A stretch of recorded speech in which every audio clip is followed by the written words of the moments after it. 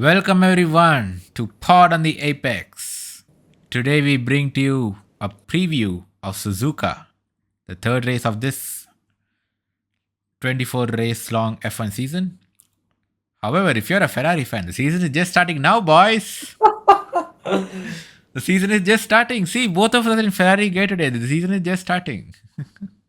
Exactly. Why would there be a time when we are not in Ferrari gear except for when it's the first race of the season? Exactly. So welcome to the first race of the season. Yeah, it was just pre-season testing in Melbourne and Shanghai. Season starts in Suzuka. It's a new F1 era. First race in Suzuka. Yep, exactly. But yeah, jokes apart, I think it's um hopefully we get another exciting race at Suzuka. Suzuka never disappoints. Suzuka is a very exciting track to drive. Um, right, Aniket? We always get good racing action. We just talked about yesterday on the shot about Kimi Raikkonen's legendary drive from 2005 when he went from P17 to P1 in a rain-soaked Suzuka race. And guess what? We might see rain again this weekend. Yeah. But yeah, Suzuka again, another traditional track like Melbourne and Shanghai. I mean, yeah, Melbourne is like a street circuit, but I mean, it's considered a more traditional circuit. So yeah, another, what do you say, Aniket? Weekend of good racing to come? Yeah, Suzuka always show what do you mean? It always has good races. Yeah. Drivers always show up for the race, and I think all the drivers like the track. It's one of the legendary tracks on our calendar. I would put it on par with Belgium, Italy, Yeah. and those kind of tracks. In terms of by one on the calendar. So generally, they've got legendary corners like the 130R, the Digner curve, the spoon curve. All these are like really fun corners, and you see a lot of overtaking at 130R or on the straight pit straight as well. So Suzuka always been one of my favorite tracks as well. It earlier used to be towards the end of the season, but since Asia has been having more races and there are a lot more races in North America and stuff, it's been moved towards the earlier part of the season. Mm. So the rain threat is generally reduced compared to when it was towards the back half of the year. But we still see some of the threats as well at this time of the year. But regardless, it always has proven to be an exciting one. We spoke about 20 of 2005 in our short yesterday. So if you've not watched that, do go back, check out how Kimi Raikkonen won the race from 17th on the grid. And while you're at it, also subscribe to our channel, follow us on all our socials because we churn out content regularly Yeah. for y'all. And now we'll get back to Suzuka and see how things stand in every team's favor. Yes. Suzuka is here, and I think we should. Yeah, let's start on this pod with predictions, right? Uh, Always a fun time right before the weekend to see where we land, where our predictions land, and so let's start with quali. Um, Pole position. Who do you have, Aniket? Uh, I don't know, man. The McLarens are just too quick. Hmm. So Suzuka has been a good track for McLaren. It was a good track for McLaren, I think, last year, although they did not perform well. But knowing the car this year, Yeah, I think it's a good overall car as well. it's a good overall car, right? So I'll probably pick Lando for pole this time. Hmm. Okay. Okay. Yeah, I'm going to go with a hopium take. Uh, you know what's coming. I mean, we are like Ferrari fans, but we are like basically, going against Ferrari. So Yeah, that's what it's I'm saying. I'm going to go with the hopium take. I think you know, I think the car is good. The Ferrari is good. Like we saw in the sprint in Shanghai, the car definitely has a lot of pace. It's just that Ferrari again screwed it up after the sprint race and completely upset the balance. But I think hoping that you have three practice sessions this week, right? So it's not a shortened practice weekend like Shanghai. So I'm hoping with that Ferrari gets 3 sessions to absolutely nail the car. So yeah, I'm going to go with the Lewis Hamilton poll. Wow. Okay. Yeah, And we hope it comes true, but not counting our chickens just yet because Ferrari, we have no idea how they're going to turn yeah, up that in is that is Suzuka true. Ferrari. because they just have a weird behavior of changing the car every session. So we don't know how they're going to be after FP3 and stuff. But I really hope it comes true. Ferrari need some confidence booster after the double disqualification. They need to score some Yeah, points because they're losing far too much ground in these first two races. A lot and make sure they're back at the top.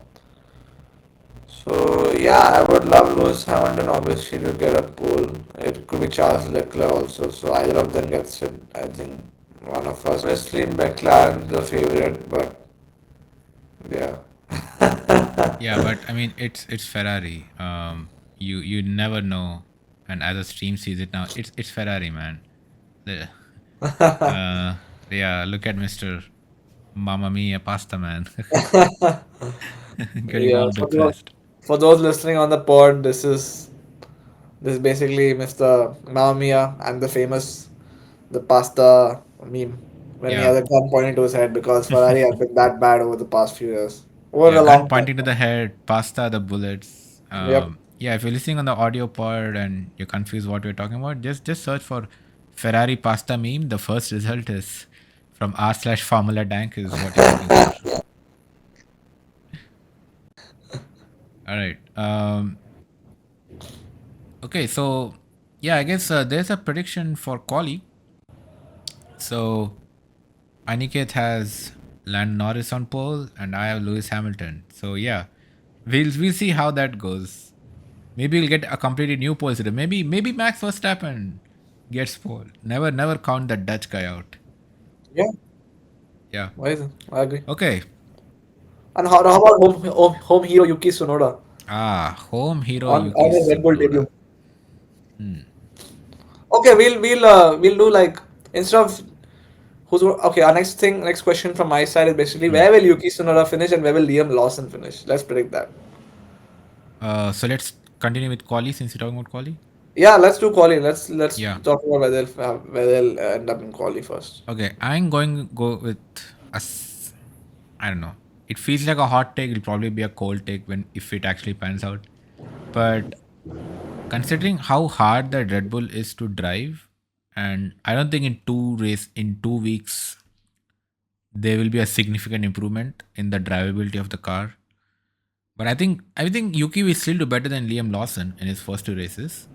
So I'm saying, yeah, I don't know the exact position, but I think Yuki will land in Q2, and I think we'll see Yeah. Liam Lawson in Q3. Okay. Yeah, I think Liam Lawson I is was going to be just the going to top ask 10. you if Yuki will crack Q2 and basically head into Q3 or not. I don't, yeah, I think he'll not go into Q3. I think that car is just garbage right now for anybody that's not Max Verstappen. And with Max himself complaining the car is hard to drive, I don't see how Yuki can, do much better.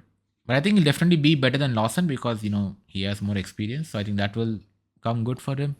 And obviously the home crowd cheering for him. So yeah, Yeah, that's what I I think. agree. I think the What about home you? crowd will make a big difference, and definitely he'll try to push that car as much as possible. And I do believe he'll do a better job in it than Liam Lawson did.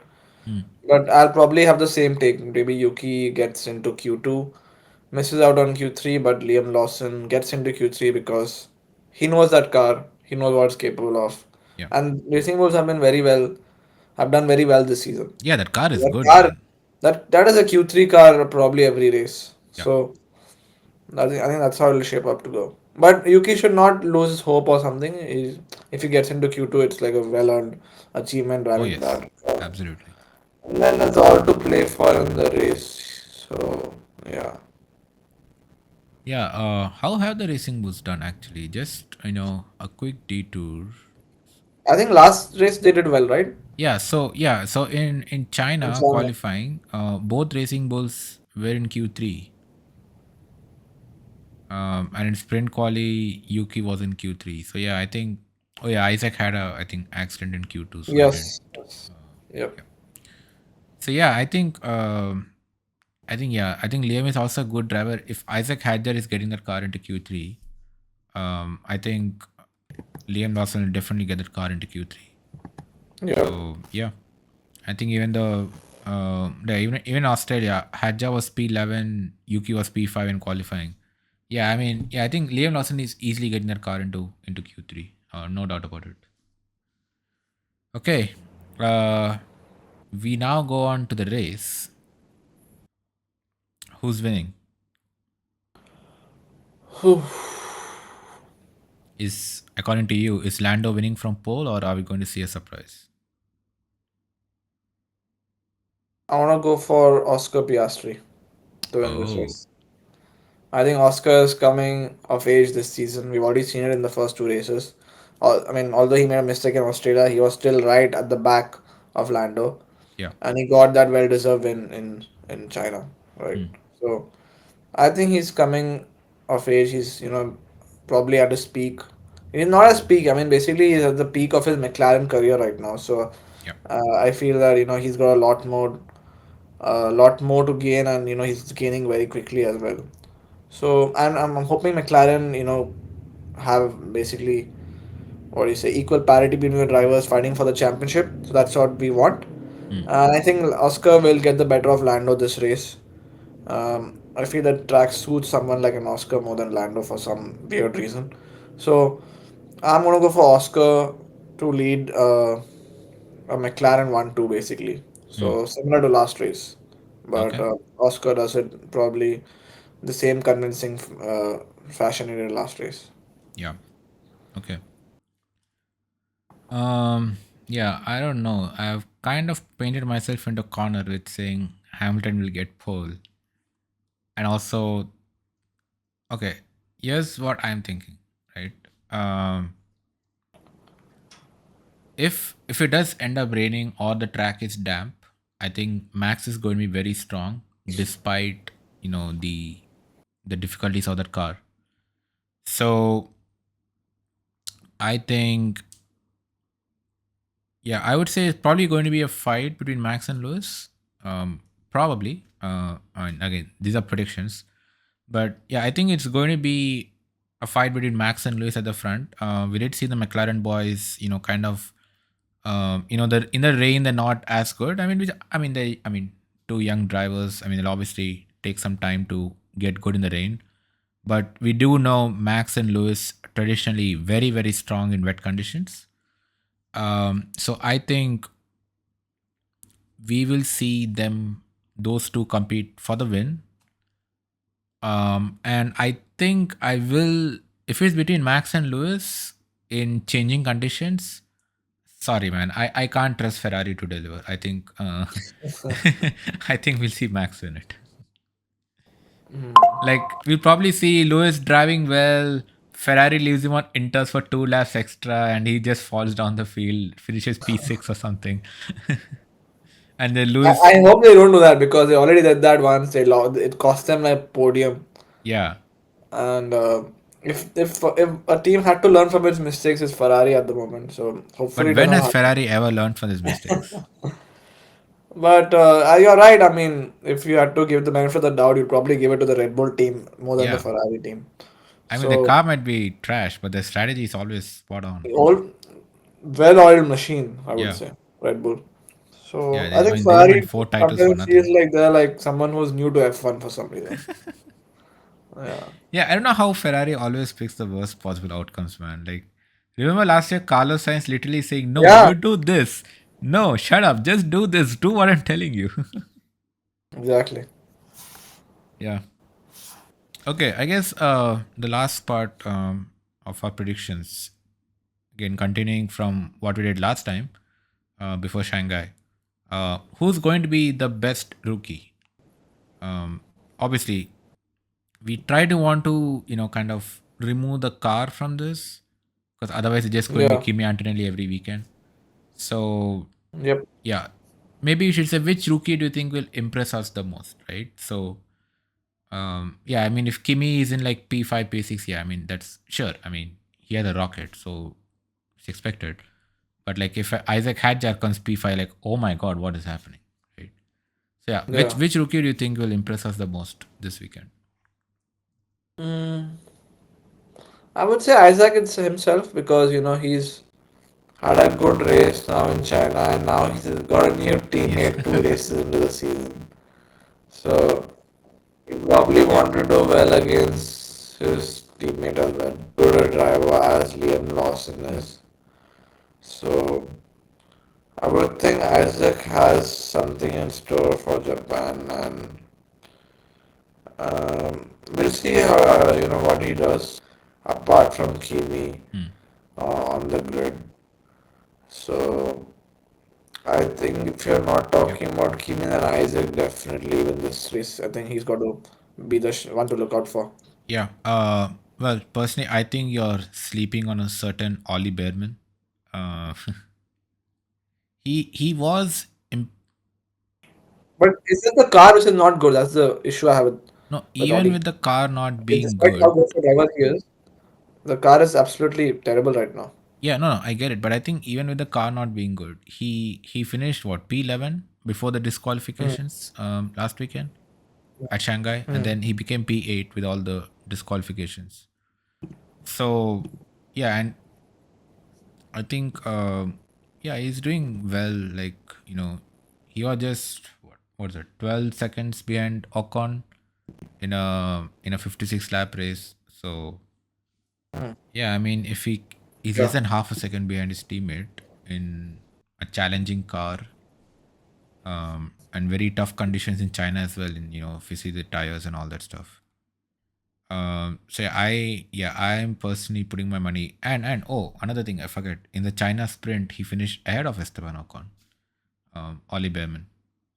So yeah, I think yeah, Hajar obviously I hope he does continues to do well. He has a good car. I just hope Racing Bulls fixes the strategy, man. Like they're letting the drivers down. The drivers are both drivers are driving really well, right? Sunoda and Hadjar for the first races. I'm sure Liam Lawson will drive well too. But I think Racing Bulls should stop copying Ferrari and start copying their parent team so that they have good strategy. I think that's the best piece of advice you've given on this channel. Stop copying out Ferrari. Stop, stop inventing. Yes. Start doing things like Yeah. Red Stop Bull. having plan B, C, D, E, F, G. Stop telling your drivers to Yeah. practice overtake buttons in the middle of the race. Like, do they have plans till Z, and then if the plan Z also doesn't work, do they go like plan double A or something? Yeah, damn funny. So yeah, good shot, Ollie Behrman. I've totally overlooked him, but I Yeah. think So it does come down to Oli versus Isaac. Yeah. So Isaac is in a much better car. Oli is in a much worse car. So we'll see how it goes in like P8. You'll probably still give it to Oli, right? Yeah. Yeah. And the reason I bring up Ollie is he finished ahead of Hadjar last race. So yeah, I Yeah. think Ollie's having a great season. I mean, we did see his talent last year, right? When he subbed in for Carlos in where was that? Saudi? yep, Yeah, and he casually Saudi. delivers Yeah. a P7. Like he's like, yeah, first drive ever in F1 car. Sure, you have a Ferrari, but still, Saudi is a very challenging track. And I don't think he ever drove there before either. Yeah. Yeah, so I think excited to see Ollie as well. Um, so yeah, I think that's it for our predictions. But yeah, off the track, as always, a lot of stuff is happening in F1 off the track. We always have, our paddock drama. Should we call this segment paddock drama? I agree.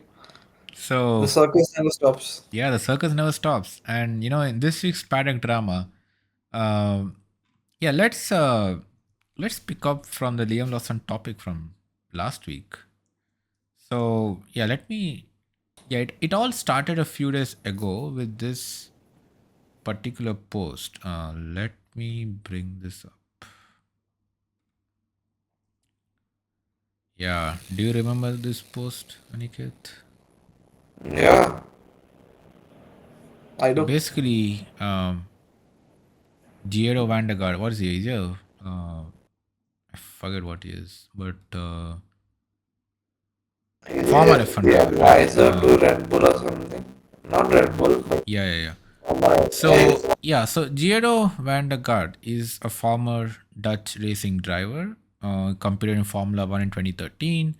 I think now is a broadcaster for Dutch media. But anyways, he posted this, after Red Bull announced that they're replacing uh, Liam Lawson with Yuki Tsunoda in the main Red Bull seat, the second Red Bull seat next to Max Verstappen. Vandergaard, you know, basically posted this long post defending Liam Lawson, saying, yes, there is pressure in F1, but you got to be reasonable on how you assess your rookies, right? Liam Lawson is still a rookie, it's his first full season. So you need to make, you need to accommodate such factors, before just kicking drivers to the curb. And like two races, man. Like we thought Alex Albon's half a season was harsh, but Liam Lawson all he got was two Yeah. races. And guess who liked it? Oh, I don't follow Max on this account. But yeah, yeah, because I Pratish follow, like I mean, this is me. a pod account. Obviously, I follow myself. Uh, Pratish liked it. Now he's anti-Red Red Bull. Bull. uh, He's switching but yeah, teams. basically, I think. Oh, sorry. Yeah, so basically, if you scroll down here somewhere, you'll see a Max Verstappen here. Yeah. So Yeah. this I caused. think people will be convinced by that. Yeah, I So mean, yeah. look, literally a top comment, Max liking this post. So yeah, Yeah. I think my point is made. So yeah, Max Verstappen liked this comment, and he was asked today, Aniket, by the media because the drivers are back, at Suzuka today at the track side. So obviously they had media engagements, and Max Verstappen got specifically asked about liking this post, and he was asked, "Hey, we saw you like this photo on Instagram. Are you sure? Like, is it a mistake?" And Max is like, "Nope." He's like, "Yeah, this is exactly what he said." So the question was, if he still stands behind the like, of the post, this post we just saw where, Vandergaard calls it bullying and a panic move and all this shit, all this stuff. And Max says, I like that post. So that says enough, right? It wasn't a mistake. It's not like it sometimes happens when you click on something. It's not that. It's intentional. Aniket, my question to you is, are we seeing the beginning of drama brewing in Red Bull? When did the drama end? I mean, the drama started a while back with the whole Honor thing and Right. the whole Perez thing, the whole Max rumors going to Mercedes, and so I don't think it's like stopped anywhere after that. So this is just continuing to ebb and flow, and it'll probably reach a point where Max eventually does leave Red Bull, Yeah. or be it next year or the year after that. So and this drama won't end in a way or the in One way or the other, unless Red Bull sort their second driver's seat as soon as they can. Really hope Yuki Tsunoda would be the one. but we don't know right now because it's two races. After this race, we'll know whether Yuki will be in that seat or not based on what Red Bull are doing. Every two Yeah. races, Every they're two judging a races we driver. reassess. Every two races, we assess. So I'm wondering if they have that many drivers in their pool of drivers in Red Bull Academy or something, which they can put Hey, and maybe assess. by the time we are Singapore Grand Prix, you get called for Red Bull. Oh Please yeah, drive I for think I us. should start practicing my driving, my Yeah. especially my Apex driving. Yeah. But yeah, on a serious note, Verstappen definitely is not the happiest guy in the paddock. And we'll see how this plays around. It's something interesting. It's something that's going to fizzle out. Or it's going to be something that's we're going to keep our eyes on throughout the season. Yeah. And it could be a time where Max actually decides once and for all that he's done with the team. Yeah. I mean, his contract does run till 2028. But yeah, there's a lot of chatter that, he'll probably wait for another year in 2026, because new regulations, why take a risk? See which team is doing well, and if Red Bull just continues to have drama like this. And I mean, if you remember, next year, Red Bull is going to have their own engines, right? It's not going to be Honda anymore. Yeah. I don't know how much Ford will step in, but I mean, they have their own facility now, Red Bull powertrain. So that's going to be a big, big question mark. And obviously, we're going to talk about engines after this, but that's going to be a big question mark on how the team performs with their brand new powertrain. And yeah, if somebody like Ferrari or Mercedes or even McLaren come calling, let's say Lewis retires in 2026, right? I mean, you never know. I mean, Lewis is always not going to keep racing till the wheels fall off, like say Alonso. So I mean, if Lewis, for whatever reason, decides to retire next season, and Ferrari is like, hey, we have an empty seat. Hey Charles, how about Max being your teammate? Charles will Yep. be like, man, I can't catch a break. Yep. I think that's something So we need to keep an eye on, and we'll see how it unfolds throughout the season. yeah, and actually, today even Lewis Hamilton and Esteban Ocon they spoke out in support of Liam Lawson, saying that what was that to say? Red Bull is very unfair with what they're doing with Lawson. So yeah, it's good to see a veteran driver like Lewis Hamilton speak out in support. Uh, I think Lewis has always spoken in support of the young drivers. So wherever he feels is unjust, he definitely does come out and show their support to the younger yeah, drivers. yeah. So yeah, I think we should never doubt that on Lewis. He always, supports the young drivers, and good on Esteban also to do the same. Right. Oh, the other thing, even Lawson expressed publicly that the circumstances weren't ideal for him and that he wished the team had considered that as a mitigating factor. Because I think he had trouble during testing. So he never did the entire testing at Bahrain. And then, he had issues in free practice in Australia. China was a shortened week. He never got to grips with the car itself. I mean, considering that Red Bull, the way the car is. So yeah, I think Liam probably feels, I guess hard done by Red Bull Well, throughout this entire slighted saga. probably as well. Yeah, totally.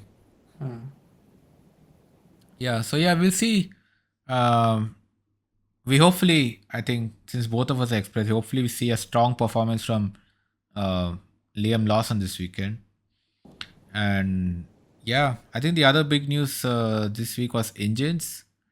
What do you think, Aniket? So yeah, okay. Just to set some context for our viewers about these engines, um, the problem seems to be, and obviously, I think it's probably too late to change for 2026 right now. But I think what the FIA is seeing with latest race simulations, I know, like in the last episode, we talked, oh, this is just MBS trying to save face. But I think it's a little more than that. I think the FI and the race simulations are seeing that this engine with a 50% MGUK that they're, doing right now is not able to consistently deliver power. Um, and they're having to kind of manage the engine, especially in the long straights, like the long 2.5 kilometer Baku straight. Apparently, the MGUK which are the electric motors, they're saying that the electric motor cannot sustain um, power delivery for super long straights, and that's obviously a big, big disappointment, right? If I mean you're an F1 car, the pinnacle of motorsport, you're the fastest cars in the world, and your cars can't accelerate for 2 kilometers. That's a big, you know, it's not good for the sport. And so apparently they also went with these electric rules because they wanted to attract audio a lot. I think F1 has been trying a lot to attract audio to the sport, and that's why they went for this 50% electric, 50% internal combustion engine. um, and now suddenly they're oh yeah, and of course our inspector Sebastian Vettel Mm. spoke out that V10 cars with sustainable fuels are a very good idea. And I think all these factors, with concerns over the engine and all that, has F1 thinking if they should go back to V10s. Now, when or if they will go back is again a problem, because I think one thing is obviously all the engine suppliers have to agree, and the other concern is that if they say, oh, 2026 let's do V10s, even Mercedes has said they can't supply customer teams. They only have enough engines for themselves, so it's probably going to be 2029 and 2030. But V10s, man, Aniket. Yeah, exciting time. I think it's good that they're at least discussing things. Yeah, I'm sure it's gonna be good for F1 also. Maybe we get like more action on track, more like less complaints about following, because it still seems hard to follow cars and all that in terms of without DRS and stuff. So yeah, we see that there's a lot of strain on the tires and stuff as well. So all this talk about V10 definitely makes everyone excited. But 2026 does seem like it's going to be too soon because of what the logistical issues and also with the entry of GM into the sport in terms of them Audi yeah, wanting to bring their own 2026 specific engine, so it's going to be hard to get them back, turn their back on that, and tell them to start developing V10s instead. So I think we'll have to wait this out at least till 2028, 29, and maybe even 30. yeah, But I'm guessing that this is going to happen sooner rather than later, the way the talks are ongoing. yeah. The complexity of these engines have not proven to be anything but difficult for teams to manufacture and stuff. And that's what we are Hmm. getting word from the paddock and sources within the FIA as well. So it does seem that a return to V10s looks to be on the card, which is very exciting. And it's crazy that within what 5 years we're gonna have three different kind of engines. 2024 will 2025 will have a different kind of engine. 26, 27, 28 might have something different. 29, 30 will have V10. So it's a Yeah, crazy time in Formula One. yeah. Man, I'm just waiting for the Ferrari V10 sound again. I Iconic. wonder if the sound will be different with sustainable fuels or something, but we'll have to Hmm. look. We have to wait Yeah, for yeah, that. I need to go, and if we have the 2022 lap of Sebastian Vettel around Silverstone, then probably we might go and have to check it out. yeah, Because yeah. he did drive the V10 with sustainable fuel, right? Right. Yeah, he did. He did. I think that's where it started. And obviously, Seb has been a big voice in the sustainability angle of the sport as well. So, yeah, I mean, if Seb has his weight behind V10s, pretty sure Lewis will follow soon, putting his support behind this move.